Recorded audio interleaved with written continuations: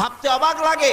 হযরত আলী রাদিয়াল্লাহু তাআলা আনহু, ওমর রাদিয়াল্লাহু তাআলা আনহুর জামানায় তিনি রাতের বেলায় ঘুমায় আছেন, স্বপ্নে দেখছেন যেন তিনি নামাজ পড়ছেন রাসূল করিম সাল্লাল্লাহু আলাইহি সাল্লামের পেছনে ফজরের নামাজ। নামাজ শেষ হওয়ার পর রাসূল করিম সাল্লাল্লাহু আলাইহি সাল্লাম পেছনের দিকে ফিরে বসেছেন, কথাবার্তা বলছেন। হযরত আলী মসজিদ থেকে বেরিয়েছেন, দরজার কাছে এসে দেখেন এক বুড়ি এক পাত্র খোরমা নিয়ে দাঁড়ানো।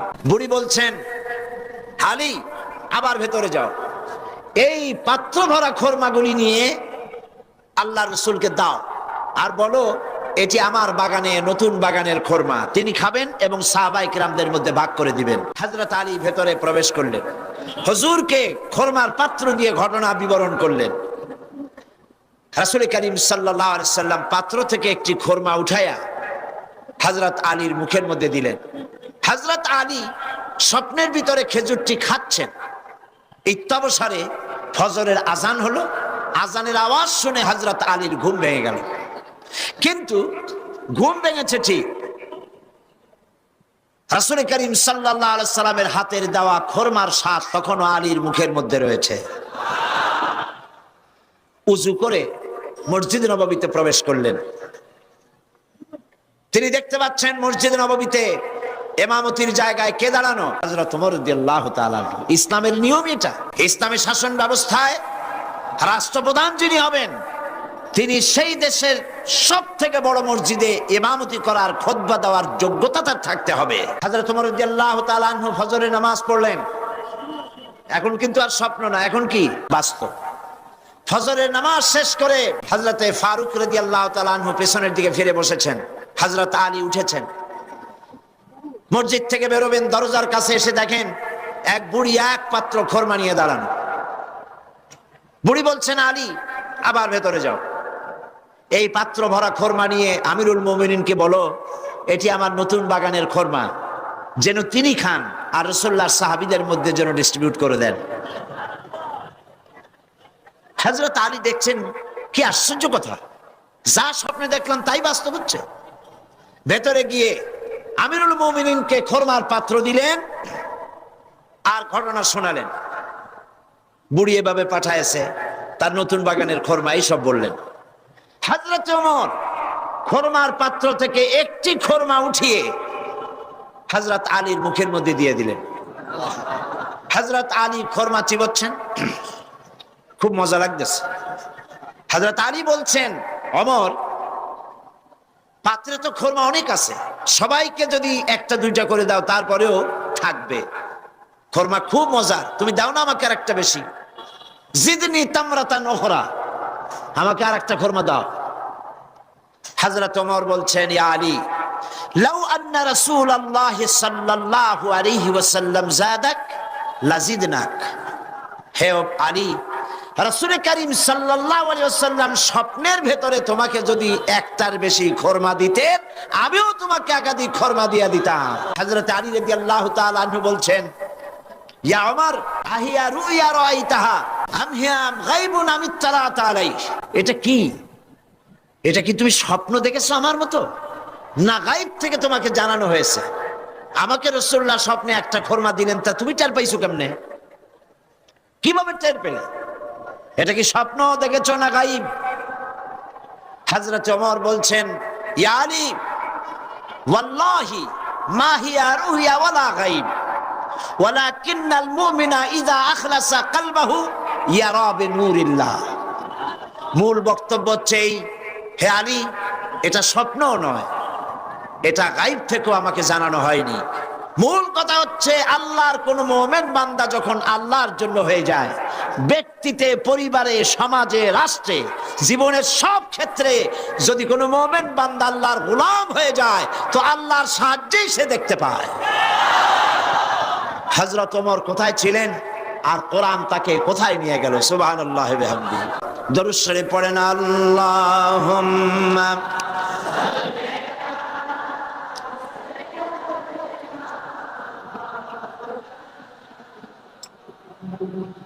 ওয়া আলা আলি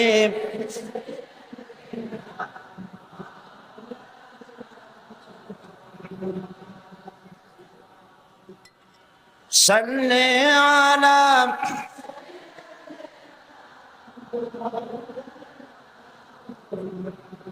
ওয়ালা আলি সাইয়্যিদিনা মাওলানা মুহাম্মদ। প্রিয় ভাইয়েরা, আল্লাহ রাব্বুল আলামিন এই পৃথিবীর মানব মণ্ডলীকে হেদায়েতের জন্য কোরআন দান করেছেন। এই কোরআন এসেছে মানুষের ভাগ্যকে সুপ্রসন্ন করার জন্য। কিন্তু অবস্থা কি দেখতে পাচ্ছি? আমরা দেখতে পাচ্ছি কোরআন যাদের কাছে পৃথিবীতে তারাই সব থেকে বেশি মার খায়, ঠিক কিনা? বসনিয়ায় মার খায় কারা? চেচনিয়ায় কারা? দাগেস্তান বার্মায় কারা? ফিলিপিনে কারা? কাশ্মীরে কারা? প্যালেস্টাইনে কারা? সারা বিশ্ব জুড়ে আজ মুসলমানরাই মার খাচ্ছে। তার অর্থ কি এই দাঁড়াবে যে মুসলমানরাই হচ্ছে কোরআন তাদের কাছে আছে বলে এই কারণেই তারা মার খাচ্ছে? না, আল্লাহ রাব্বুল আলামিন কোরআনে কারীমের ভিতরে বলেছেন, তাহা মা আনজালনা আলাইকাল কুরআনা লিতাশকা। নবী হে, কোরআন আমি এই জন্য নাজিল করি নাই যে আপনি ভাগ্য বিপর্যস্ত হবেন, হতভাগ্য হয়ে যাবেন, এর জন্য কোরআন আসে নাই। কোরআন এসেছে ভাগ্যকে সুপ্রসন্ন করে দেওয়ার জন্য। যাদের কাছে কোরআন থাকবে তারা শাসিত হবে না, যাদের কাছে কোরআন থাকবে তারা বিশ্বকে শাসন করবে। আজ কোরআন ঘরে থাকা সত্ত্বেও আমরা এই কোরআন থেকে ফায়দা নিতে পারলাম না। এমন একখানা কিতাব যার কাছে আসতে পরে লোহাগুলি পাথরে, লোহাগুলি সোনা হয়ে যায়, পাথরগুলি হীরকখণ্ডে পরিণত হয়ে যায়। কবি বলছেন, উতর কর গারে হেরা সে সুয়ে কওম আয়া, উতর কর গারে হেরা সে সুয়ে কওম আয়া और के नुस्खे किमिया सतलाया। রাসূল করিম সাল্লাল্লাহু আলাইহি ওয়াসাল্লাম হেরা পাহাড় থেকে নেমে এলেন, হাতে আনলেন একখানা পরশ পাথর, সৌভাগ্য স্পর্শমণি কোরআন। এই কোরআনের সংস্পর্শে যেই এলো তার ভিতরে পরিবর্তন এসে গেল। কোরআন জিরোকে, কোরআনের সাথে যদি কোনো হিরো আসে আর যদি বেয়াদবি করে, হিরোকে কোরআন জিরো বানায় দেয়। আবার যদি কোনো জিরো আসে, জিরোকে কোরআন শরীফ হিরো বানায় দেয়। তার নমুনা আমরা দেখতে পাই হযরত ওমর রাদিয়াল্লাহু তাআলা আনহু। কত বড় জাহিল ছিলেন, আল্লাহ নবী হত্যা করতে আসতে পারেন, কত বড় জাহিল হলে পরে তিনি নবী হত্যা করতে আসলেন, কিন্তু তিনি নবী হত্যা করতে পারেন নাই।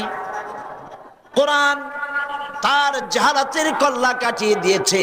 কোরআনের আওয়াজ শুনে, কোরআন তেলাওয়াত করে তার মনের পরিবর্তন হয়ে গিয়েছে। রাসূলের কাছে এসেছেন তরবারি হাতে। হুজুর জিজ্ঞেস করলেন, ওমর কি মতলব নিয়ে এসেছো? ওমর বললেন, মতলব তো খারাপই ছিল, কিন্তু কোরআন পড়ার পরে আমার মতলব পরিবর্তন হয়ে গেছে।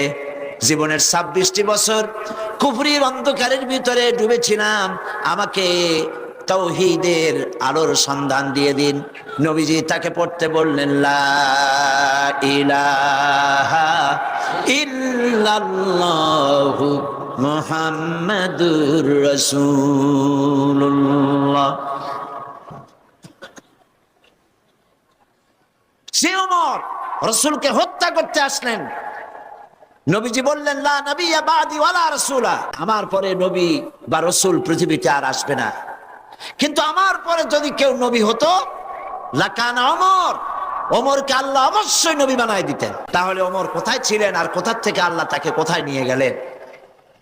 আল্লাহ পাক বলছেন, ইয়া আইয়ুহাল্লাযীনা আমানু হাল আদুল্লুকুম আলা তিজারাতিন তুনজিকুম মিন আযাবিন আলীম تؤمنون بالله ورسوله وتجاهدون في سبيل الله بأموالكم وأنفسكم ذلكم خير لكم إن كنتم تعلمون صدق الله العظيم আল্লাহ পাক বলছেন হে বিশ্বাসীরা যারা তোমরা ঈমান এনেছো শোনো আমি কি তোমাদের কেমন একটি ব্যবসার কথা বলবো না যে ব্যবসায় তোমাদেরকে জাহান্নামের কঠিন শাস্তি থেকে রক্ষা করবে তার মানে অবশ্যই বলবো সেই ব্যবসাটা হচ্ছে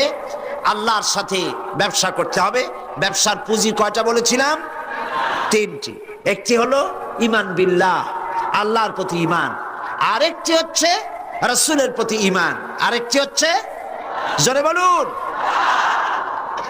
আমরা আল্লাহর প্রতি ঈমানের কথা আলোচনা করেছি রিসালাতের প্রতি ঈমানের কথা কিছুটা বলেছি বাকি কথা আজকে আলোচনা করতে চেষ্টা করব ইনশাআল্লাহ তবে আপনারা খেয়াল রাখবেন শয়তান যেন কাউকে মাহফিল থেকে উঠায় দিতে না পারে সেজন্য খেয়াল রাখবেন মজবুত হয়ে বসতে চেষ্টা করবেন যাতে সবগুলি কথা শোনার সৌভাগ্য অর্জন আমরা করতে পারি আর আখিরি মোনাজাত এই লাখো জনতার বিশাল মোনাজাতে আমরা যেন শরীক হতে পারি আল্লাহ যেন তৌফিক দান করেন বলি আমিন রাসূলের প্রতি ঈমান সেই ঈমানের কিছু কথা গতকাল বলেছিলাম আজকে বাকি আরো কিছু কথা রাসূলের প্রতি ঈমানের অর্থ শুধু এতটুকু নয় যে মাথায় টুপি পরলাম দাড়ি রাখলাম জামা গায়ে দিলাম এতটুকুনি শুধু নয় বরং রাসূল হচ্ছেন আমাদের আদর্শ এটা বিশ্বাস করতে হবে রাসূল আমাদের কি অনেকে বলে আমরা অমুকের আদর্শ আমরা অমুকের আদর্শের সৈনিক বলেন এরকম এর কোনো মানে নেই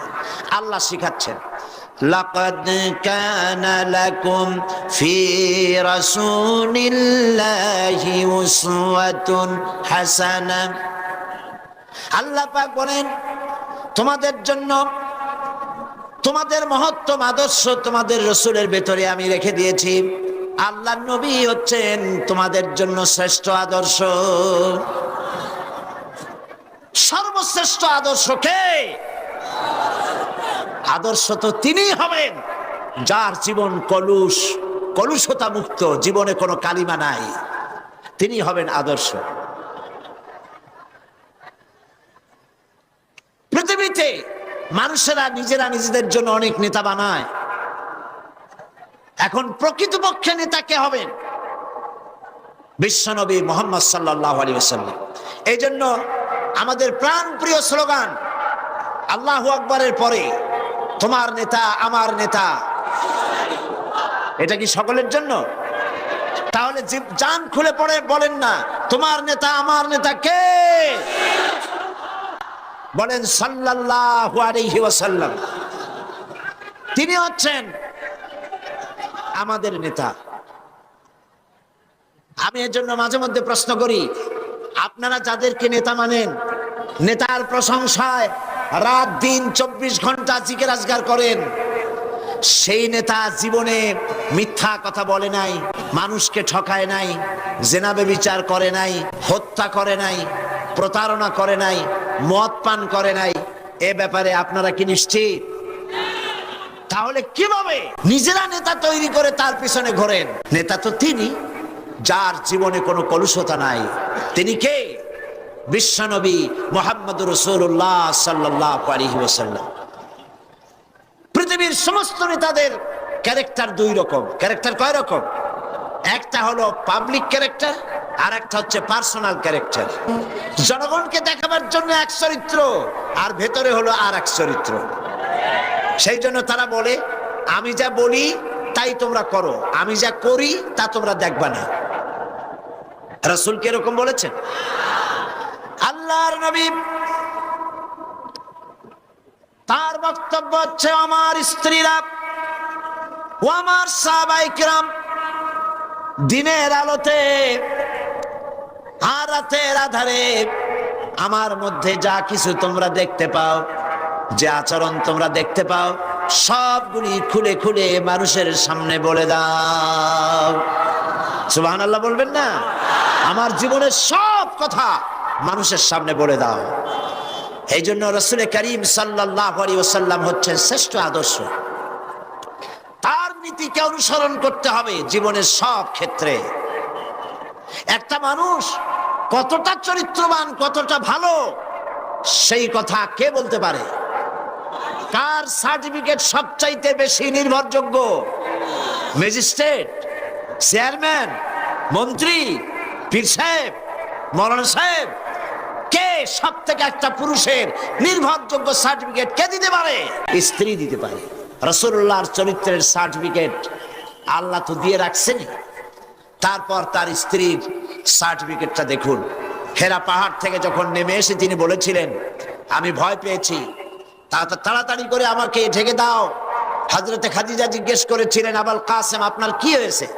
কেন আপনি, আপনার চোখ বড় হয়ে গিয়েছে, শরীর কাঁপছে, গায়ে জ্বর উঠেছে, কারণ কি? তিনি বললেন, আমি এরকম এক জ্যোতির্ময় মহাপুরুষ দেখেছি যাকে আমি জীবনে কোনোদিন দেখি নাই। এই সমস্ত কথা আমাকে বলেছে, আমি পড়তে পারি না বলেছি, তারপরে আমাকে 3 বার বলার পরে আমাকে সিনার সাথে আলিঙ্গন করেছে, এরপর আমি বলতে পেরেছি, আমি ভয় পেয়ে গেছি। হযরতে খাদিজা বলেন, আবুল কাসিম, হে কাসিমের পিতা, আমি নিশ্চিত করে বলতে পারি কোন জিন, কোন দুষ্ট শয়তান আপনার অনিষ্ট করতে পারে না, কারণ আপনি কখনো মিথ্যা কথা বলেন না। আপনি প্রতিবেশীর হক আদায় করেন, আত্মীয়দের হক আদায় করেন, এতিম মিসকিনকে খেতে দেন, বিধবাকে আশ্রয় দেন। আপনার ক্ষতি কোনো জিন বা শয়তান করতে পারে না। নবীজি পরবর্তী সময় হযরত খাদিজাকে যখন ঈমানের দাওয়াত দিলেন, যখন তিনি বললেন, আমি আল্লাহর নবী, তুমি ঈমান আনো আল্লাহর উপরে, আমাকে রাসূল হিসাবে, নবী হিসাবে মানো। হযরত খাদিজা এক মুহূর্ত দেরি করেন নাই, সঙ্গে সঙ্গে হযরত খাদিজা বলেছেন, লা ইলাহা ইল্লাল্লাহু মুহাম্মাদুর রাসূলুল্লাহ। হে কাসেমের পিতা, আমি অবশ্যই বুঝতে পেরেছি আপনি আল্লাহর নবী। বিগত বছরগুলিতে আপনার মধ্যে যে আখলাক, যে চরিত্র দেখেছি, এটা কোনো সাধারণ মানুষের চরিত্র হতে পারে না। রাসূল করিম, রাসূলের উপর ঈমান আনার অর্থই হলো তার আদর্শের অনুসরণ করা, অনুকরণ করা। তিনি যা বলেছেন সবটা করা, যা করেছেন সবটা করা, মেনে নেওয়া। এইখানে যদি দ্বিধাদ্বন্দ্ব থাকে তাহলে তো মুমিন হওয়া যাবে না। হযরত ওমর রাদিয়াল্লাহু তাআলা আনহুর কাছে এক লোক এসে বলেছিল, এক মুসলমান একটা বিচারের সানি করতে এসেছিল। বলছে, ওমর একটা বিচারের সানি করে দাও, দ্বিতীয়বার বিচারটা করে দাও। তো প্রথমবার কার কাছে গিয়েছিলে? তো তিনি বললেন যে আমি প্রথমবার তো মুহাম্মদ সাল্লাল্লাহু আলাইহি ওয়াসাল্লামের কাছে গিয়েছিলাম। আমি মুসলমান মানুষ, আমার বিরুদ্ধে ইহুদি কেস দায়ের করলো, হুজুর সাক্ষী প্রমাণ নিয়ে আমি মুসলমান, নামাজ পড়ি, যুদ্ধে যাই, চাঁদা দেই, আমার বিরুদ্ধে রায়টা দিলেন, এটা কি সঠিক হয়েছে? আপনি বরং এই সবকিছু শুনে মিলে এটাকে দ্বিতীয়বার বিচারটা করে দেন। হযরত ওমর রাদিয়াল্লাহু তাআলা আনহু বললেন, দাঁড়াও, অপেক্ষা করো, আমি বিচার করতেছি। ঘরের মধ্যে প্রবেশ করলেন, তরবারি একখানা নিয়ে আসলেন, আর তরবারি দিয়ে আঘাত দিলেন। বললেন, আল্লাহর বান্দা, রাসূল করিম সাল্লাল্লাহু আলাইহি ওয়াসাল্লাম বিচার করার পর সেই বিচার যে মানতে পারে না, তার বিচার তো এরকম করে করে দিতে হয়। লোকটি দ্বিখণ্ডিত হয়ে গেল। রাসূলের কাছে খবর এলো, ওমর রাদিয়াল্লাহু তাআলা আনহু মুসলমান হত্যা করেছেন। চতুর্দিকে বদনাম ছড়িয়ে গেল। রাসূল করিম সাল্লাল্লাহু আলাইহি ওয়াসাল্লাম চিন্তায় পড়ে গেলেন, হযরত ওমর এতটা করতে গেলেন কেন? আল্লাহ পাকের পক্ষ থেকে আয়াত নাজিল হয়ে গেল। আল্লাহ রাব্বুল আলামিন শোনালেন, ফালা ওয়া রাব্বিকা লা ইউমিনুন। হে নবী, আপনার রবের কসম, আপনার আল্লাহর কসম, যেই ব্যক্তি ঈমানের দাবি করে, মুসলমানের দাবি করে, আপনার হুকুম, আপনার সিদ্ধান্ত মানতে দ্বিধা দ্বন্দ্বে ভোগে, সে কখনোই মুমিন হতে পারে না, সে মুমিন নয়। ওমর যাকে হত্যা করেছে সে মুসলমান নয়, মুনাফিক। সুতরাং ইসলাম কবুল করলে ইসলামের সবটা মানতে হবে, অল্প একটু মানলে হবে না। রাসূল করিম সাল্লাল্লাহু আলাইহি সাল্লামকে, তার উপর ঈমান আনতে হলে সম্পূর্ণটাই মানতে হবে। রাসূল করিম সাল্লাল্লাহু আলাইহি ওয়াসাল্লামের জীবনে, তার মিশনে বাধা আসলো কেন? বাধা এই জন্য এসেছে, বাধা যে হয়েছে এটা তো আপনারা নিশ্চয়ই জানেন। বাধাটা দিল কারা? সে কথা গতকাল বলেছি। যদি রাসূল করিম সাল্লাল্লাহু আলাইহি ওয়াসাল্লাম শুধুমাত্র টুপির কথা বলতেন, দাড়ির কথা বলতেন, জামার কথা বলতেন, কদু খাওয়ার কথা বলতেন, মিষ্টি খাওয়ার কথা বলতেন, আতর লাগাবার কথা বলতেন, সুরমা লাগাবার কথা বলতেন, তাহলে রাসূলকে মার খেতে হতো না, ঠিক কিনা বলেন? এই ধরুন আমি যদি আপনাদের বলি, ভাইরা আপনারা সকলে দাড়ি রাখবেন, মাথায় টুপি দেবেন, ভালো জামা টামা, সুন্নতি জামা, লম্বা জামা পরবেন, পাগড়ি পরবেন, আপনারা কি আমাকে মারতে আসবেন নাকি? আপনারা বলবেন তো ভালো কথাই, মন্দ কি? তো রাসূলুল্লাহ মারটা খাইলেন কেন? দাড়ি রাখতে বলেছে তো ভালো কথা।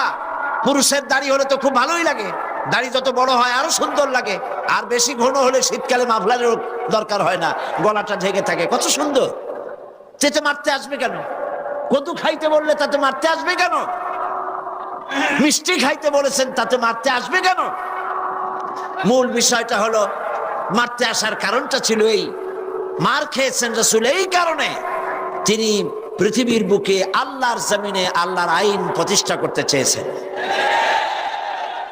আল্লাহ রাব্বুল আলামিন বলেছেন, আলা লাহুল খালকু ওয়াল আমর, জেনে রাখো সৃষ্টি যার, আইন চলবে তার, অন্য কারো নয়। আইন চলবে কার? আল্লাহ পাকের আইনকে জমিনে প্রতিষ্ঠার জন্য পয়গম্বরেরা দায়িত্ব পালন করে গেছেন। সুতরাং নবীর উপরে ঈমান আনার অর্থ ইয়া নবী সালাম আলাইকা বলা নয় শুধু, নবীর উপর ঈমান আনার অর্থ দাড়ি আর টুপি লাগানো নয় শুধু, নবীর উপরে ঈমান আনার অর্থ হলো দাড়ি, টুপি, জামা সহ, পাগড়ি সহ, মেসওয়াক, সুরমা, যা যা রাসূল করেছেন বলেছেন সব সহ দিন প্রতিষ্ঠার জন্য জিহাদে অংশগ্রহণ করতে হবে। সেই কথাই আসছে 3 নম্বরে গিয়ে, ওয়াতুজাহিদুনা ফি সাবিলিল্লাহি বিআমওয়ালিকুম ওয়া আনফুসিকুম যালিকুম খায়রুল লাকুম ইন কুনতুম তা'লামুন। আল্লাহর রাস্তায় জিহাদ করো। আল্লাহর রাস্তায় কি করো? জিহাদ। জোরে বলেন কি? জিহাদ করো। কি দিয়ে? মাল আর জান দিয়ে। যদি তোমরা ইসলাম বুঝে থাকো তাহলে এই জিহাদে অংশগ্রহণ করো। এখন জিহাদ কাকে বলে? লোকেরা ধারণা করেছে জিহাদ মানে হলো যুদ্ধ। জিহাদ এই নামটা শোনার মাত্রই, যখনই কারো মুখে শোনে জিহাদ অথবা কাগজে পড়ে জিহাদ, তো পাঠকের মনে তখন একটা চিত্র ভেসে ওঠে, বিরাট দাড়িওয়ালা, টুপিওয়ালা, জামাওয়ালা, হাতে লম্বা তরবারি, সমানে দৌড়াইতেছে আর কাফের কুচায় কুচায় শেষ করে ফেলাই দিতেছে, এর নাম হলো জিহাদ। এই জন্য ফার্সিতে একটা কথা আছে, অলেকিন কালামদার কাফে দুশ্মনাস্ত, দুশ্মনের হাতে কলম ছিল, যেমন খুশি তেমন মুসলমানদের ইতিহাসকে তারা বিকৃত করেছে। জিহাদ মানে যুদ্ধ নয়, জিহাদ মানে হোলি ওয়ার নয়, জিহাদ মানে হার্ব নয়, জিহাদ মানে কিতাল নয়। যুদ্ধ, এটার আরবি কিতাল হতে পারে, হার্ব হতে পারে, ওয়ার হতে পারে, কিন্তু জিহাদ শব্দের অর্থ এগুলি নয়। জিহাদ কি? জিহাদের আবিধানিক এবং পারিভাষিক অর্থ হচ্ছে যে কোনো উদ্দেশ্যকে সফলতার শীর্ষে পৌঁছে দেওয়ার জন্য যে প্রাণান্তকার প্রচেষ্টা চালানো হয়, জান দিয়ে, মাল দিয়ে, অর্থ দিয়ে, যে কোনো উপায় যে চেষ্টা চালানো হয়, ওই চেষ্টার নাম হলো জিহাদ। ওই চেষ্টার নাম কি? জিহাদ। তো আমাদের উদ্দেশ্য হলো, লক্ষ্য করুন, আমাদের উদ্দেশ্য হলো জমিন হলো আল্লাহর। চিল্লায় বলুন, জমিন কার? আল্লাহর জমিনে। মানুষ কার? আল্লাহর জমিনে আল্লাহর মানুষের উপরে আইন কার? আল্লাহ পাকের আইনকে প্রতিষ্ঠিত করার জন্যে আমি যদি বই লেখি, এটা আমার লেখার জিহাদ। আমি যদি এই রাস্তায় পয়সা খরচ করি, এটা হলো আমার আর্থিক জিহাদ। আমি এই রাস্তায় চূড়ান্ত, আমাকে যদি কেউ বাধা দেয় সশস্ত্র ভাবে, তখন সশস্ত্র ভাবে তার মোকাবেলা যদি আমি করি, এটা হলো জিহাদের চূড়ান্ত রূপ। জিহাদের অর্থ শুধুমাত্র হিন্দু যেখানে পাও কুচাইয়া মারো, এর নাম জেহাদ নয়।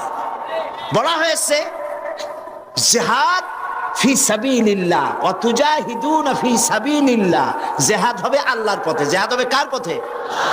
পৃথিবীতে যত যুদ্ধ হয়, আমেরিকা যুদ্ধ করছে, ইউরোপ করছে, ইন্ডিয়া করছে, পৃথিবীর বিভিন্ন দেশ এক দেশ আর এক দেশের সাথে যুদ্ধ করে। কি উদ্দেশ্য? কি উদ্দেশ্য? হলো দেশের সীমা আরো বাড়ানো, ঠিক কিনা?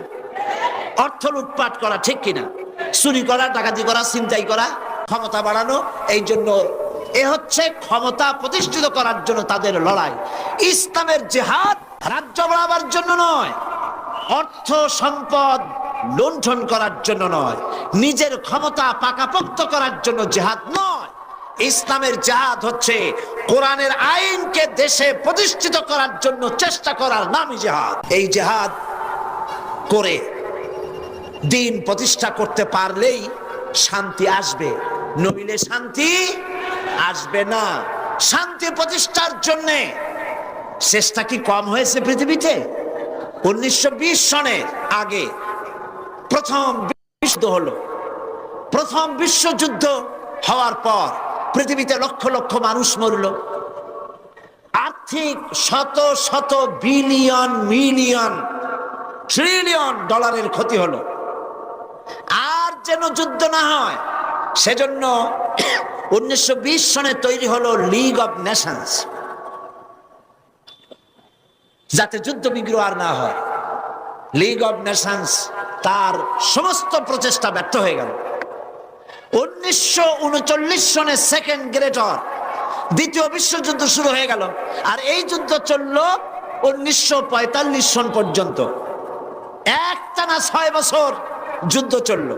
পৃথিবীর লক্ষ লক্ষ মানুষ নিহত হলো, কোটি কোটি মানুষ সাবারার হলো, বাড়ি গেল, ঘর গেল, ইন্ডাস্ট্রি গেল, দেশ গেল, সব শেষ হয়ে গেল। পৃথিবীতে আর যাতে যুদ্ধ বিগ্রহ না হয় সেজন্য তৈরি হলো ইউনাইটেড নেশনস অর্গানাইজেশন, সংক্ষেপে ইউএনও, আকওয়ামে মুত্তাহিদা। জাতিসংঘ তৈরি হলো। এখন আমার প্রশ্ন, জাতিসংঘ তৈরি হওয়ার পর থেকে দেশে যুদ্ধ বিগ্রহ বন্ধ হয়ে গেছে? বন্ধ হয় নাই। কারণ কি? কেন বন্ধ হলো না? আমি জাতিসংঘ হেডকোয়ার্টারের সামনে 42 স্ট্রিট, যেটা হচ্ছে জাতিসংঘ হেডকোয়ার্টারের একদম সামনে, এইখানে আমি মাহফিল করেছি। প্রায় 1.5 লাখের মতো লোক এখানে উপস্থিত ছিল। পুরা রাস্তা খালি করা ছিল। সেটা ছিল মুসলিম ডে, প্যারেড ডে। সেইখানে যখন বক্তৃতা করলাম, বক্তৃতা করার আগে আমি প্রশ্ন করলাম যে এই জাতিসংঘ যেখানে তৈরি হয়েছে এখানে আগে কি ছিল? আমাকে এর ইতিহাস শোনানো হলো যে এই জায়গায় আগে ছিল কসাইখানা। এখানে গরু, ছাগল, ভেড়া, শুয়ার ইত্যাদি জবাই করতো, আর সেগুলি গোশত এখান থেকে সব জায়গায় ডিস্ট্রিবিউট হতো, বিক্রি হতো, কসাইখানা। সেই জায়গাটা খরিদ করে জাতিসংঘের অফিস বানানো হয়েছে। বললাম কাজ তো খারাপ হয় নাই, ভালোই হয়েছে। যেখানে আনঅফিসিয়াল পশু জবাই হতো সেখানে এখন অফিসিয়ালি দুনিয়ার মানবতা জবাই করার ব্যবস্থা করা হয়েছে। জাতিসংঘ হেডকোয়ার্টারের সামনে 42 স্ট্রিট, যেটা হচ্ছে জাতিসংঘ হেডকোয়ার্টারের একদম সামনে, এইখানে আমি মাহফিল করেছি। প্রায় 1.5 লাখের মতো লোক এখানে উপস্থিত ছিল। পুরা রাস্তা খালি করা ছিল। সেটা ছিল মুসলিম ডে, প্যারেড ডে। সেইখানে যখন বক্তৃতা করলাম, বক্তৃতা করার আগে আমি প্রশ্ন করলাম যে এই জাতিসংঘ যেখানে তৈরি হয়েছে এখানে আগে কি ছিল? আমাকে এর ইতিহাস শোনানো হলো যে এই জায়গায় আগে ছিল কসাইখানা। এখানে গরু, ছাগল, ভেড়া, শুয়ার ইত্যাদি জবাই করতো, আর সেগুলি গোশত এখান থেকে সব জায়গায় ডিস্ট্রিবিউট হতো, বিক্রি হতো, কসাইখানা। সেই জায়গাটা খরিদ করে জাতিসংঘের অফিস বানানো হয়েছে। বললাম কাজ তো খারাপ হয় নাই, ভালোই হয়েছে। যেখানে আনঅফিসিয়াল পশু জবাহ হতো, সেখানে এখন অফিসিয়ালি দুনিয়ার মানবতা জবাহ করার ব্যবস্থা করা হয়েছে। 25 মিনিট বক্তৃতা করেছিলাম, আলহামদুলিল্লাহ 3 জন খ্রিস্টান সেখানে মুসলমান হয়েছে। জাতিসংঘ তৈরি হলো পৃথিবীর মানুষকে শান্তি দেওয়ার জন্য, শান্তি দিতে পারে নাই। মহিলাদের ব্যাপারে ইসলাম সবচাইতে বেশি অধিকার প্রতিষ্ঠা করেছে। মহিলাদেরকে মায়ের জাত বলেছে। মহিলাদের যেখানে কোনো সম্মান ছিল না, মর্যাদা ছিল না, তারা ছিল অধপাতিত, তাদের কোনো সম্মান ছিল না। স্বামী এবং তার মা বা বাবার সম্পত্তিতে কোনো অধিকার ছিল না। আল্লাহ নবী তাদেরকে হাত ধরে সম্মানের আসনে বসালেন। নবীজি বললেন, আমার কাছে তিনটি জিনিস প্রিয়, একটি হচ্ছে নামাজ, আরেকটি হচ্ছে সুগন্ধি, আর একটি হচ্ছে স্ত্রী। সুবহানাল্লাহ। আবার নারীর মর্যাদা ইসলাম বাড়িয়ে দিল এইভাবে করে। আল্লাহ পাকের নবী বললেন, একজন সাহাবী বলেন, হুজুর খেদমত করব কার? হুজুর বলেন, তোমার মায়ের। তারপরে কার? তোমার মায়ের। তারপরে কার? তোমার মায়ের। তারপরে কার? তোমার পিতার। তার মানে হলো পিতার চাইতে, পুরুষের চাইতে মাতৃত্বের মর্যাদা আল্লাহর নবী 3 গুণ বাড়ায়া দিলেন। সুবহানাল্লাহ। 3 গুণ বেশি করে দিয়ে দিলেন। নারীদেরকে স্বামীর সম্পত্তিতে অধিকার, পিতার সম্পত্তিতে অধিকার, মায়ের এবং ভাইয়ের আর বোনের সম্পত্তিতে অধিকার দিয়ে দিলেন। মহারানা ফরজ করে দিলেন। অর্থনৈতিক সুযোগ সুবিধা দিয়ে দিলেন। ইসলাম তাকে অর্থনৈতিক দিক থেকে সব সুযোগ সুবিধা দিয়ে দিয়েছেন। আর পুরুষকে বলেছে, ওই টাকা দিয়া যদি সে মহারানার টাকা দিয়া ব্যবসা করে কোটি কোটি টাকার মালিকও যদি হয়, তবুও তার খাওয়া, তার পড়া, তার চিকিৎসা, তার সুখ শান্তির সব দায় দায়িত্ব তুমি স্বামী তোমার উপরে। তাহলে ইসলাম কি ঠকালে না জিতাইছে? ঠকালো না জিতালো? ইসলাম মহারানা ফরজ করে দিয়েছে। কোরআন শরীফে বলা হয়েছে, স্ত্রীর মহারানা দেওয়া ফরজ, ফরজরূপী দায়িত্ব হিসাবে আদায় করে দাও। এখন মহারানা নিচ্ছে কে? পুরুষে। কে নিচ্ছে মহারানা? উল্টা গেছে কাম। পুরুষের মহারানা মানে বিয়ে করার সময় ছেলের বাবা দাবি করছে, ছেলে আমার এমএ পাস, বিয়ে পাস করছে, সুতরাং ছেলেকে কি দিতে হবে? রেডিও দিতে হবে। রেডিও তো আজকাল চাইটা না, ওটা তো একেবারে নিচে পড়ে গেছে। ফ্যাক্স দিতে হবে, লেটেস্ট টেলেক্স দিতে হবে। তারপরে টেলিভিশন দিতে হবে। এরপরে গাড়ি দিতে হবে। কয়েক লক্ষ টাকার ক্যাশ দিতে হবে। আবুধাবিতে চাকরি দিয়ে দিতে হবে। এত কিছু দেওয়া লাগবে একটা মেয়ে দেওয়ার জন্য।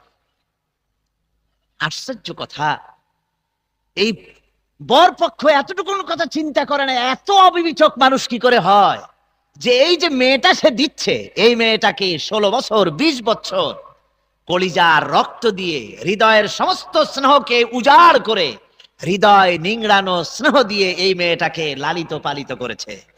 সেই মেয়েটা কলিজার টুকরাটাই তো আমাদের দিয়ে দিচ্ছে, আবার টেলিভিশন চাই কেন? তাহলে বিবাহ তো আসলে মেয়েটাকে করতেছে না। যদি কন্ট্রাক্ট ফেল করে, যদি কন্যা পক্ষ এগুলি দিতে না চায়, তাহলে এ বিবাহ ভেঙে যায়। ঠিক কিনা? ঠিক কিনা? তাহলে বিয়ে করলো কি? মেয়ে বিয়ে করলো না টেলিভিশন বিয়ে করলো? তো টেলিভিশনের সাথে যদি এত মহব্বত থাকে, তো মেয়ে বিয়ে করো কেন? টেলিভিশন বিয়ে করে নিয়ে ঘুমায় থাকে। আমার বন্ধুগণ, ভালো করে মনে রাখুন, এই যৌতুক প্রথা ছোট লোকি কারবার। এটা কি কারবার বলেন? ইতরদের কাজ। আরো জোরে বলেন, কার কাজ? অত্যন্ত নিকৃষ্ট ইতর শ্রেণীর মানুষের কাজ। এই যৌতুক ছেলে পক্ষ মেয়ে পক্ষের কাছ থেকে ডিমান্ড করে আদায় করবে, হারাম। খবরদার, এই কাজ আপনারা করবেন না। যারা করবে সামাজিক ভাবে আপনারা তাদেরকে বয়কট করুন। নির্লজ্জ এরা, শরম নাই। শ্বশুর যদি ইচ্ছে করে তার জামাইকে কিছু দেন,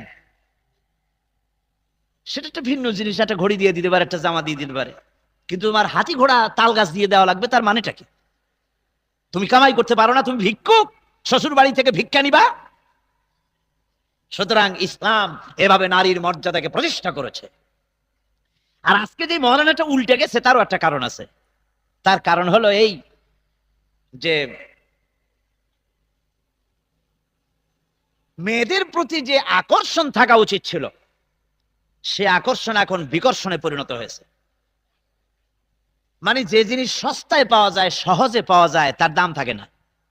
বোঝেন কথা? দাম থাকে না। আল্লাহ বলছিলেন, আল্লাহর কথা যেখানে আমরা ভঙ্গ করব সেখানে মুসিবত পড়বো। আল্লাহ বলছিলেন, ওয়াকারনা ফি বুয়ুতিকুন্না। আল্লাহ বলেছেন মহিলাদের, তোমরা ঘরের মধ্যে থাকো। কোথায় থাকো? ঘরের মধ্যে থাকো।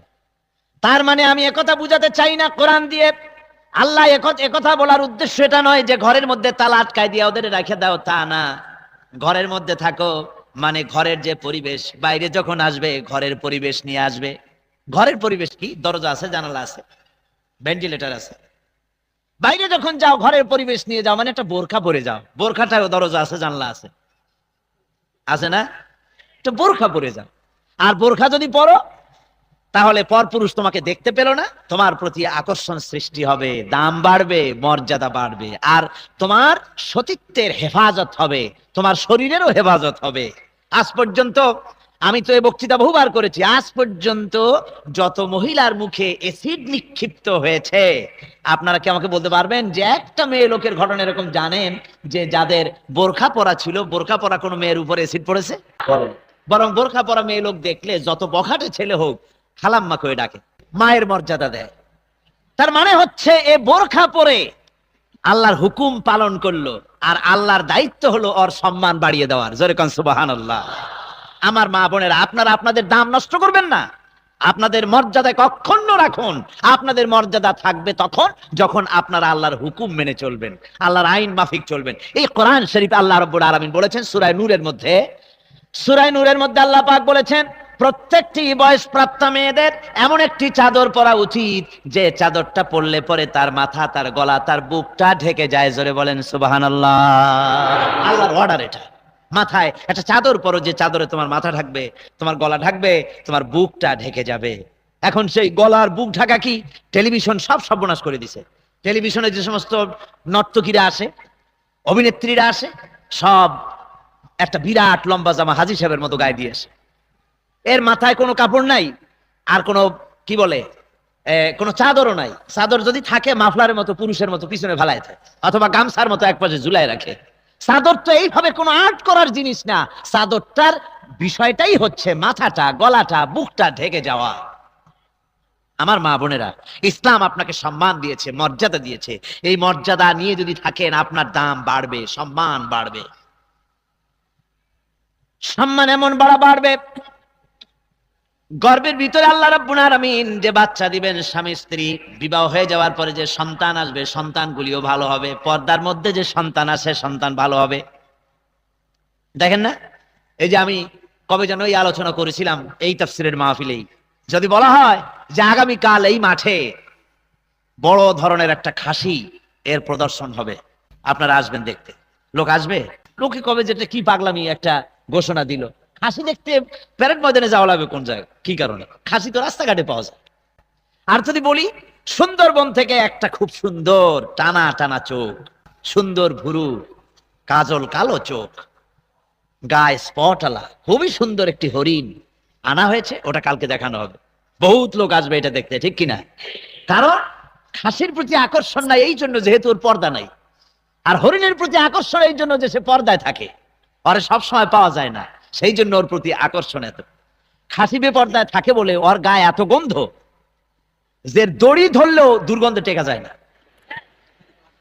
এখানে বলে পাঠা। জি, পাঠার শরীরে দারুণ মেশকম্বরের গন্ধ নাকি? আর হরিণ জঙ্গলে থাকে, ওর পেটের মধ্যে কি হয়? মৃগনাভি, কস্তুরী। একটুখানি কস্তুরী নাড়াচাড়া করলে সারা মাহফিল বিমোহিত হয়ে যাবে সুঘ্রাণে। পর্দায় থাকে, তাই ওর মধ্যে আল্লাহ নিয়ামত দান করেছেন। নারী বেপর্দা হয়ে চললো, হাজারো পুরুষের দৃষ্টি তার প্রতি পড়লো। সব মানুষ কি একরকম? নানান রকমের দৃষ্টিতে সে তাকাইলো। লোকেরা কয় যে হুজুর আমরা ভালোভাবে তাকাই। বলেন তো কেমন করে তাকা? পরের মেয়ে লোক যখন দেখলেন যে মেয়ে লোকটা দেখতে আপনার মেয়ের মতো, দেখুন মেয়ের মতো আপনি। যে মেয়ে লোকটা দেখতে আপনার মায়ের মতো, দেখুন আপনার মায়ের মতোই। যেটা দেখতে আপনার বোনের মতো, দেখুন আপনার বোনের মতোই। কিন্তু যেটা দেখতে আপনার স্ত্রীর মতো, তারে আপনি কোন দৃষ্টিতে দেখবেন? ইসলাম তো এই জন্যই পর্দার ব্যবস্থা করেছে। হাজারো মানুষের চোখের দৃষ্টি গিয়ে পড়ছে, আর এতে করে তার গর্ভস্থিত সন্তানের উপরে আসর করছে। তাই যে সন্তান আসে পেটে, এগুলো সন্ত্রাসী হয়, মাস্তান হয়, গুন্ডা হয়, দুর্গন্ধে চতুর্দিক ছড়ায় যায়। মানুষেরা বলে যে আল্লাহ এটারে শেষ করো, এটা যে মায়ের পেটে হইছে ওটার উপরেও গজব দাও। আর মৃগনাভি কি? পর্দানসীনা মহিলা যখন সে পর্দায় থাকে, বাইরে যখন যায় পর্দা সহকারে বের হয়, নামাজ পড়ে, রোজা রাখে, আল্লাহর হুকুম মানে। তার পেটের ভিতরে যখন সন্তান আসে, এই সন্তান আল্লাহ রাব্বুল আলামিন এমন ভালো করে দেন, মৃগ নাভির মতো। এই সন্তান নেতা হয়, ভালো নেতা হয়, আলেম হয়, বুজুর্গ হয়, ভালো বুদ্ধিজীবী হয়, ভালো সাহিত্যিক হয়, আল্লাহর ভালো বান্দায় পরিণত হয়ে যায়। তার ভালো কাজ দেখে এমন সুঘ্রাণ ছড়িয়ে যায়, চতুর্দিক থেকে মানুষেরা তার জন্য দোয়া করে, আল্লাহ এই ছেলেটা এত ভালো, এই মানুষটা এত ভালো, এই মানুষটারে যে মা পেটে ধরেছে তার উপরেও তুমি রহমত করো। মাও দোয়া পেয়ে যায়। সুতরাং আমার মা বোনেরা, আমি এ ব্যাপারে আপনাদের সামনে বহুবার আলোচনা করেছি, পর্দায় থাকুন। রাসূলুল্লাহ বলেছেন, যে নারী 5 ওয়াক্ত নামাজ পড়বে, রোজা রাখবে, রমজান মাসে রোজা রাখবে, স্বামীর আনুগত্য করবে, সতীত্বের হেফাজত করবে, কিয়ামতের দিন আল্লাহর জান্নাতের যে দরজা দিয়া খুশি ওই দরজা দিয়া জান্নাতে প্রবেশ করবে। জোরে বলেন সুবহানাল্লাহ।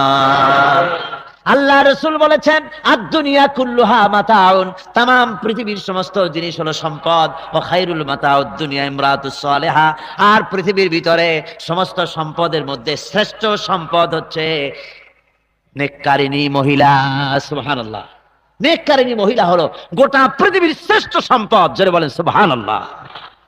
আমার মা বোনেরা, তাই আপনাদের কাজ হচ্ছে, আপনারা ইসলাম আপনাদেরকে অধিকার দিয়েছে, আপনারা যুদ্ধের ময়দানেও যেতে পারেন, আপনারা ব্যবসা করতে পারেন। হযরত খাদিজাতুল কুবরা রাদিয়াল্লাহু তাআলা আনহা ধনাঢ্য ধনশালিনী ব্যবসায়ী মহিলা ছিলেন, বহুত ব্যবসা তিনি করেছেন।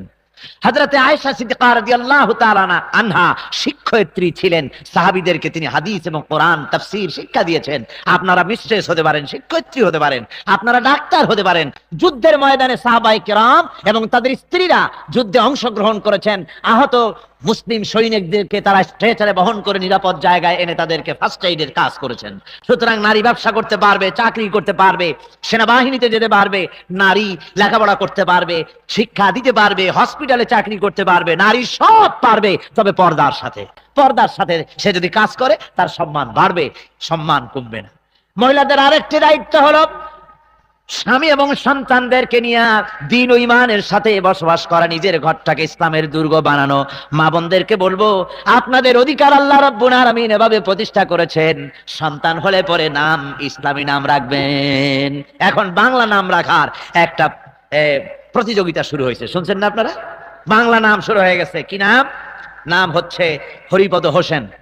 বাংলার ওই কি কয় আরবি মিলাইয়া হরিপদ হোসেন, কৌশিক আহমদ, তারপরে ভগবতী খানম, এরপরে এই সন্ধ্যা বেগম, এই ধরনের বিভিন্ন বাংলা আরবি ইংরেজি মিলাইয়া একটা কেরিকেসা, একটা মানে জগা খিচুড়ি বানানো শুরু করেছে। মনে রাখবেন, মুসলমানদের নাম আরবিতে হতে হবে এবং কোরআনিক নাম হতে হবে। সাহাবায়ে কেরামদের নামের সাথে অর্থবহ নাম রাখবেন, সওয়াব হবে। আবার শুধু আরবি শুনি রাখবেন না, আলেমদের কাছে জিজ্ঞাসা করে নেবেন অর্থ কি। একজনে শুনলাম তার মেয়ের নাম রেখেছে তুকাজ্জেবান। তাই আমি বললাম, ভাই তুকাজ্জেবান কি নাম? কয় যে আমার মনে হলো আল্লাহ পাক এই নামটাকে এতই পছন্দ করেন, সূরা আর রহমানে 33 বার বলেছেন, আমি মনে করেছি এটা খুব প্রিয় নাম, সেই জন্য মেয়ের নাম রাখছি তুকাজ্জেবান। বিষয়টা হচ্ছে যে জানতে হবে অর্থটা কি। অর্থ না জেনে আন্দাজে নাম রাখলে হবে না। বাচ্চা জন্মগ্রহণ করার সাথে সাথে আলেমদের কাছে জিজ্ঞাসা করে ভালো নাম আপনারা রাখবেন। ইংরেজি নাম, হাবিজাবি নাম, বাংলা নাম খবরদার রাখবেন না। বাটি লাগছে নাকি? বাটি লাগে নাই। জোয়ার ক্রমান্বয়ে প্রবল থেকে প্রবলতর হচ্ছে। এই জোয়ারে আমরাও যেন জোয়ারের উল্টা না যাই। যারা জোয়ারের উল্টা চলবে শুষ্ক তৃণের মতো ভেসে কোত্থেকে কোথায় চলে যাবে পাত্তা থাকবে না। ইসলামী আন্দোলনের জোয়ারের শরীক হতে হবে সকলকে মিলে। ওই যেমন সালভেশন পার্টি, তারা যেমন আলজেরিয়া ইসলামী বিপ্লব করেছে, যেমন আজারবাইজান, উজবেকিস্তান, কাজাকিস্তান, তাশখান, খোমা, আপনার কি কয় বোহারা ইত্যাদি এলাকায় যেমন ইসলামী আন্দোলনের এখন সূত্রপাত হয়েছে, একটা বিরাট বেল্ট তৈরি হচ্ছে। লক্ষ্য করেছেন? বিরাট বেল্ট তৈরি হয়ে বলয় তৈরি হচ্ছে।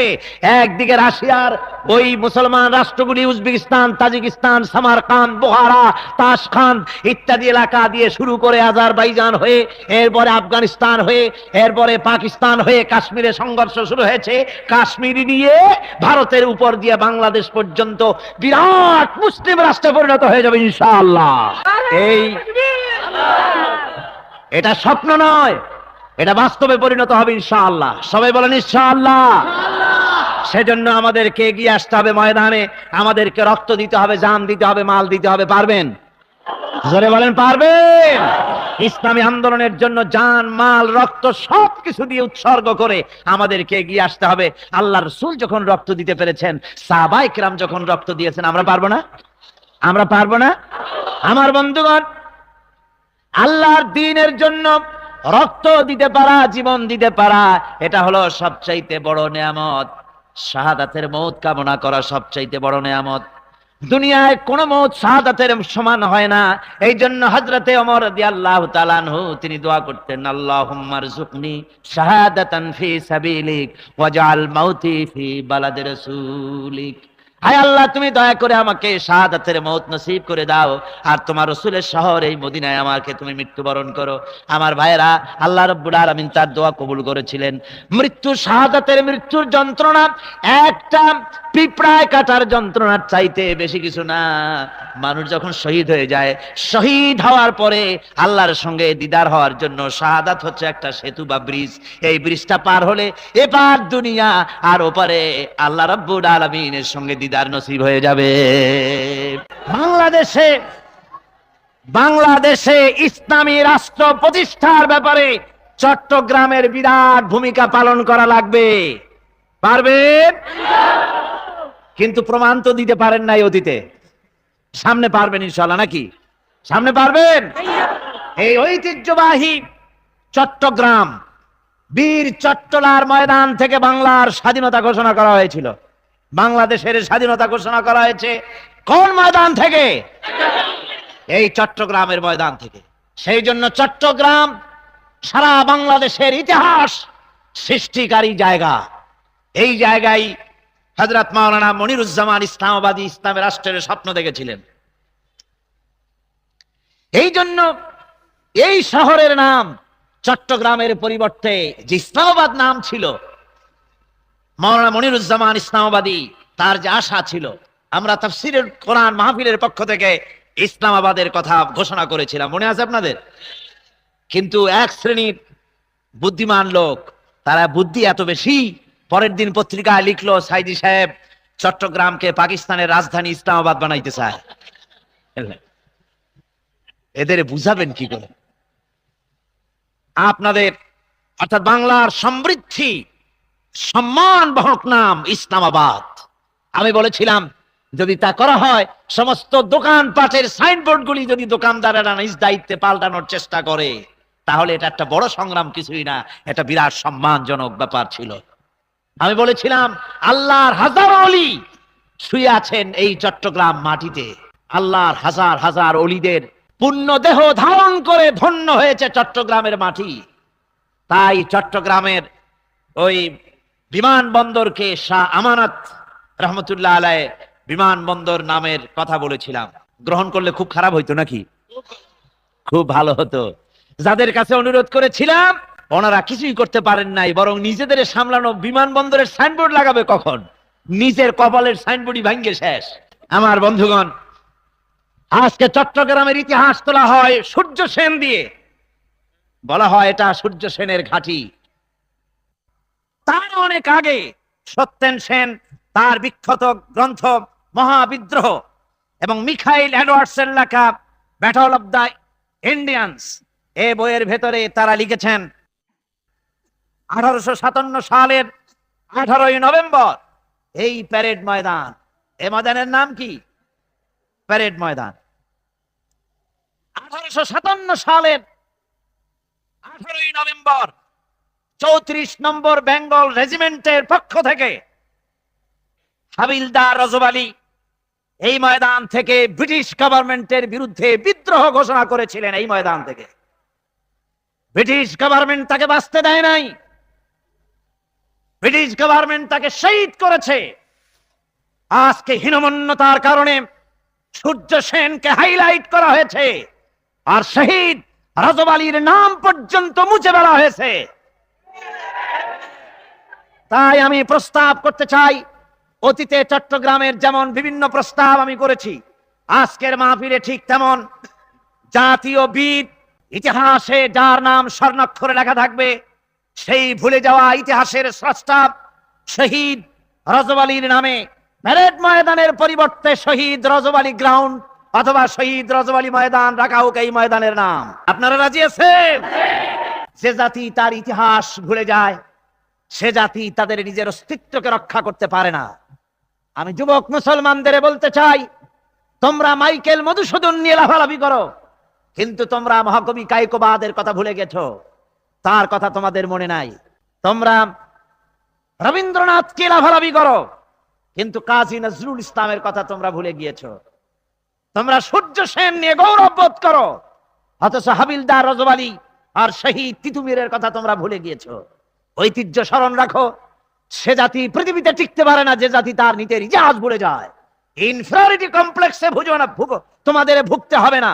তোমাদের ফিরে আসতে হবে কোন কাফের মুশরিকদের ইতিহাস সমৃদ্ধ করে তার উপরে মুসলমানেরা দাঁড়াবে না। মুসলমান নিজ শক্তিতে ইতিহাস সৃষ্টি করেছে। এদেশে ইতিহাস সৃষ্টি করেছে আলিমরা, এদেশের ইতিহাস সৃষ্টি করেছে পীর বুজুর্গরা। ব্রিটিশ গভর্নমেন্টের বিরুদ্ধে শুধু দাড়ি কামানো নেতারাই বিরোধিতা করে নাই।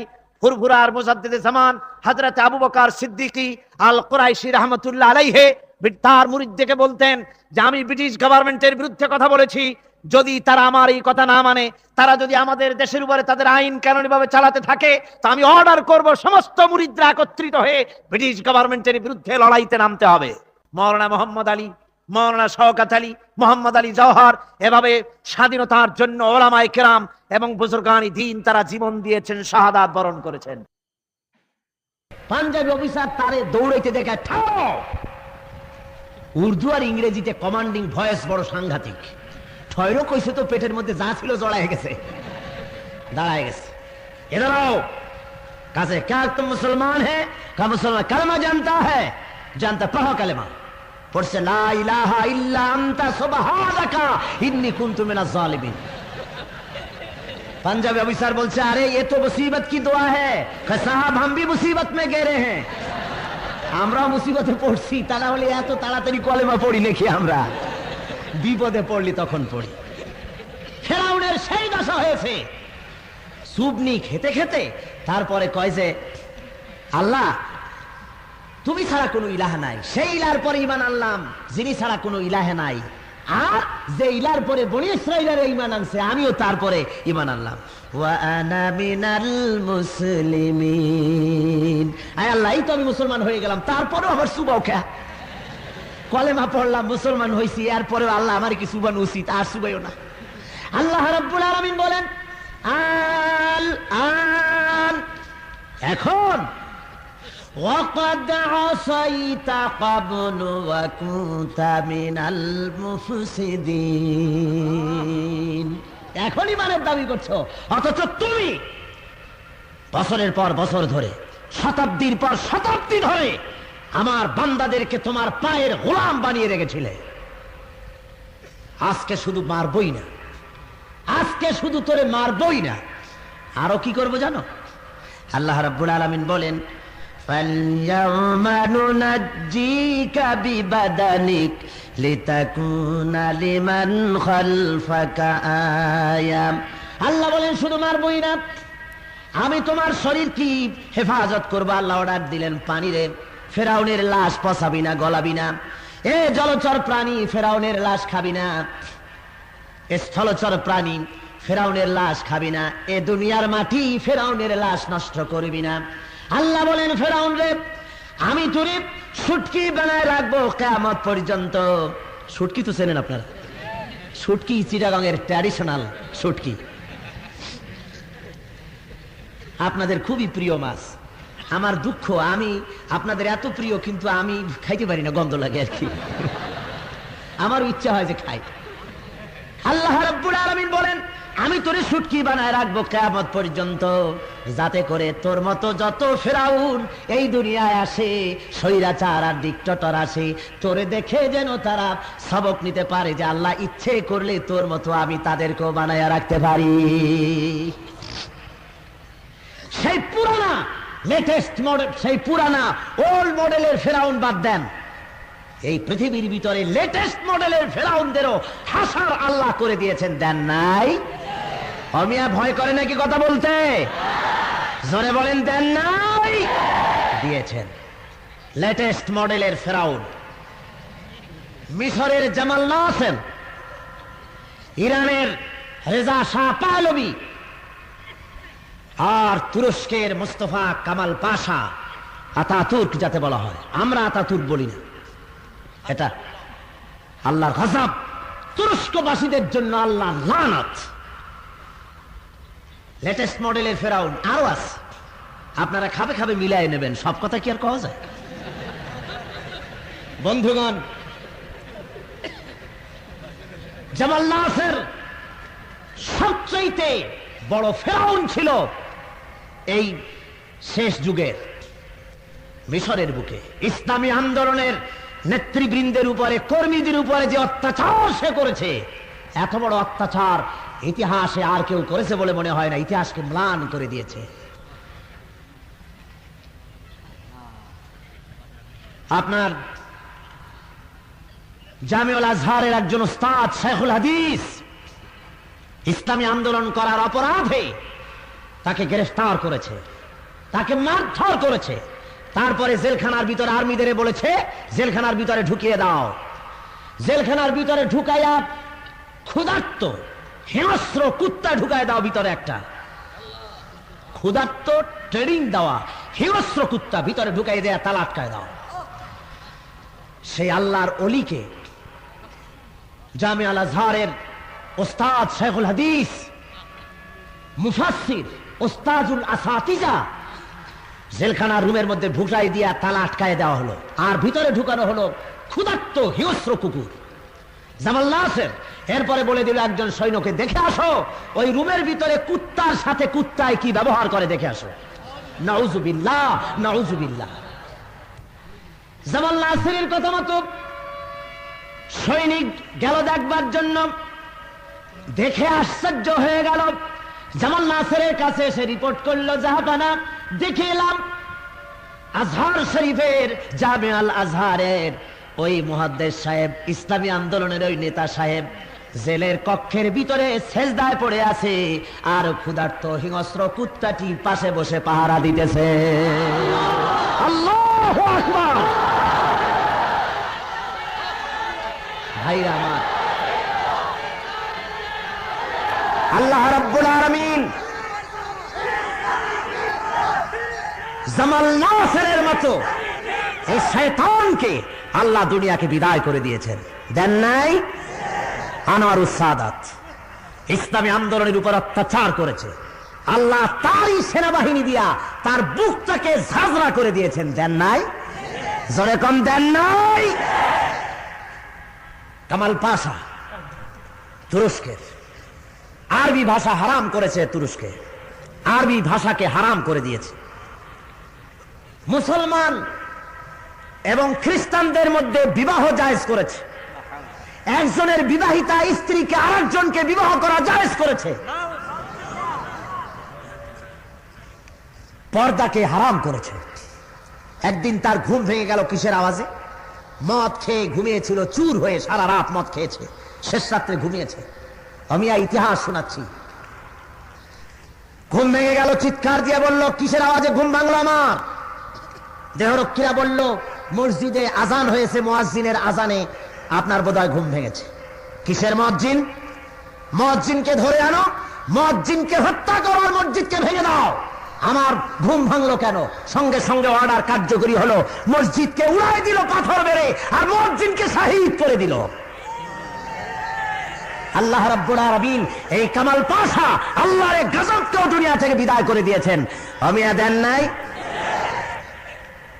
এরপরে লেটেস্ট মডেলের ফেরাউন রেজা শাহ পাহলভি, ২৫০০ বছরের প্রতিষ্ঠিত রাজতন্ত্রের মালিক, তর্জনী হেরণে ৫ কোটি ইরানি ওঠে আর বসে। আল্লাহ রাব্বুল আলামিন যখন দেখলেন যে সীমা লঙ্ঘন করেছে, জেনা, ব্যভিচার, মদ, জুয়া, শুকর খাওয়া, শয়তানি, বদমাশি সব চলতেছে, এবং সাম্রাজ্যবাদী পুঁজিবাদী আমেরিকার ঘাঁটিতে পরিণত হয়ে গিয়েছে, মুসলমানদের উপরে নির্যাতন চলছে, ইসলামকে বিলুপ্ত করার চেষ্টা করছে, আল্লাহ রাব্বুল আলামিন তখন তার উপরে লানত করলেন। পায়ের তলা থেকে মাটি খসে গেল, ইরানে বিপ্লব শুরু হলো। এই বিপ্লবের ধাক্কা সহ্য করতে না পেরে প্লেন চালায় যাবে একজন ক্যাপ্টেন পাওয়া যায় নাই, নিজের প্লেনটা নিজে চালায়া বউটো নিয়ে আমেরিকায় চলে আসছে। আমেরিকা যখন আসলেন, আমেরিকার তদানীন্তন প্রেসিডেন্ট তিনি বললেন যে আমি তো আপনারা থাকতে দিতে পারি না, তাহলে দুনিয়ায় আমি চোর হিসাবে প্রমাণিত হবে। সুদিনে অনেকই বন্ধু বটে হয়, আর কি জানি অসময় হায় হায় কোম্পানি, হায় হায় কোম্পানি। আহা, এখন আর কেউ নাই কাছে, আমি তোমারে থাকতে দেব না, যাবো কোথায়, যাও ভাগো। মেক্সিকো বললো আমার কাছে আসো, মেক্সিকো জায়গা দিলে। আমেরিকা বললো মেক্সিকো শাহকে যদি জায়গা দাও তাহলে তোমার সাথে আমার অর্থনৈতিক সম্পর্ক কেটে দেব। মেক্সিকো বললো বাবারে বাবা, আমি এমনি গরিব মানুষ, ভিক্ষা চাই না, কুত্তা ঠাকা আল্লাহর রাস্তা। বললো শাহ কোথায়, ভাগবা ভাগো, আমার এখানে থাকতে পারবা না। পানামা বললো আমার কাছে আসো, আমেরিকা বললো পানামা, ওকে যদি জায়গা দাও তোমার সাথে আমার কূটনৈতিক সম্পর্ক ছিন্ন করা হবে। পানামা বলতে লাগলো বাবা মাফ চাই, কোথায় ভাগবা যাও। আমরা টিভির পর্দায় দেখেছি, পত্র পত্রিকায় দেখেছি, শাহ ইরানের শাহ, 2500 বছরের প্রতিষ্ঠিত রাজতন্ত্রের মালিক, যার বাড়িটা আমি এবং আমার ভাই হযরত মাওলানা কামাল উদ্দিন জাফরি সাহেব আমরা ইরান সফর করেছি, ইরানের শাহের বাড়ি দেখেছি, কি বিরাট বাড়ি, টেবিলের উপরে গোটা পৃথিবী। কিরকম গ্লোব না, মানচিত্র না, টেবিলের উপরে পৃথিবী। এই টেলিফোনটা উঠাবে সরাসরি হটলাইন, ডাইরেক্ট লাইন, ডায়াল ঘুরানো লাগবে না, টেলিফোন উঠাবে সাথে সাথে কাটার আমেরিকা, আর একটা উঠাবে প্যারিস, আর একটা উঠাবে সিরিয়া, আর একটা উঠাবে জর্ডান, আর একটা উঠাবে ব্রিটেন, আর একটা উঠাবে চায়না, আর একটা উঠাবে টোকিও, গোটা দুনিয়া টেবিলের উপরে। সুপ্রিয় দর্শক, আজকের এই ভিডিওতে যা নসিহত পেয়েছি তা শুধু শুনে রেখে দেওয়ার জন্য নয়, বরং আমাদের জীবনে বাস্তবায়ন করা জরুরি। আল্লাহ আমাদের সবাইকে হক ও বাতিলের ফারাক বুঝতে তৌফিক দান করুন। সাইদি সাহেবের এই ভিডিওতে যা ইলম, যা বেদনা, তা যেন আমাদের অন্তরকে নরম করে দেয়। ভিডিওটি ভালো লাগলে একটি লাইক দিন, যেন অন্যরা উপকৃত হতে পারে। আর ভুলে যাবেন না, সত্যর পক্ষে থাকা কোনো অপরাধ নয়, বরং এটাই ইমানের দাবি। আল্লাহ হাফেজ। পরের ভিডিওতে আবার দেখা হবে ইনশাআল্লাহ।